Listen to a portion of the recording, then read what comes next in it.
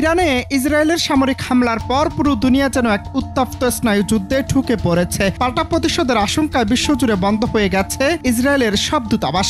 এর মধ্যে ইসরায়েলি সেনাবাহিনীর দাবি, তাদের হামলায় নিহত ব্যক্তিদের মধ্যে ইরানের আকাশ প্রতিরক্ষা ইউনিটের শীর্ষ কমান্ডাররা রয়েছেন।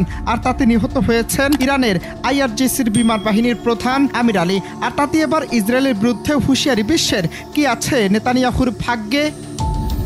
বলা হচ্ছে ইসরায়েলের গোপনে ইরানের একটি সামরিক গবেষণা কেন্দ্রে টার্গেট করে ক্ষেপণাস্ত্র হামলা চালিয়েছে।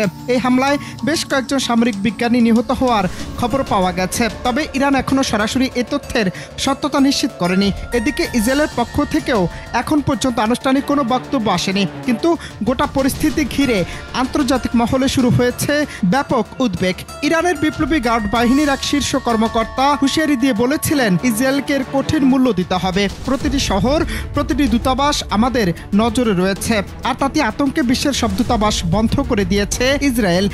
ইসরায়েলের বড় আকারের হামলা শুরুর পর শুক্রবার দূতাবাসের ওয়েবসাইটে পোস্ট করা বিবৃতিতে বলা হয়, ইসরায়েল বিশ্বজুড়ে তাদের দূতাবাস সেবা বন্ধ করে দিচ্ছে।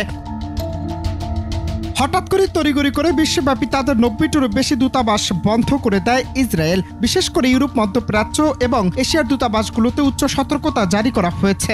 জাতিসংঘ, যুক্তরাষ্ট্র, চীন ও রাশিয়া এই ঘটনার উপর গভীর নজর রাখছে। বলছে, আমরা সংঘর্ষ চাই না, কিন্তু আমাদের মৃত্যু ইসরায়েলের নিরাপত্তা নিশ্চিত করাও আমাদের দায়িত্ব। অন্যদিকে রাশিয়া ও চীন এই হামলাকে মধ্যপ্রাচ্যে নতুন করে অস্থিরতা তৈরির ষড়যন্ত্র বলে দাবি করছে।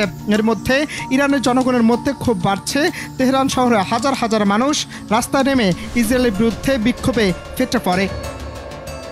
তবে বিশ্লেষকরা বলছেন, এটি শুধুমাত্র দুই দেশের নয়, পুরো মধ্যপ্রাচ্যকে জড়িয়ে ফেলতে পারে এক ভয়াবহ সংঘাতে। হুতি বিদ্রোহী, হিজবুল্লাহ কিংবা সিরিয়া সক্রিয় ইরান ঘনিষ্ঠ গোষ্ঠীরাও এতে জড়িয়ে যেতে পারে। আর তাহলে একটি পূর্ণাঙ্গ যুদ্ধ অপ্রত্যাশিত নয়। অনন্ত হাসান মাসুদ, বাংলা টিভি।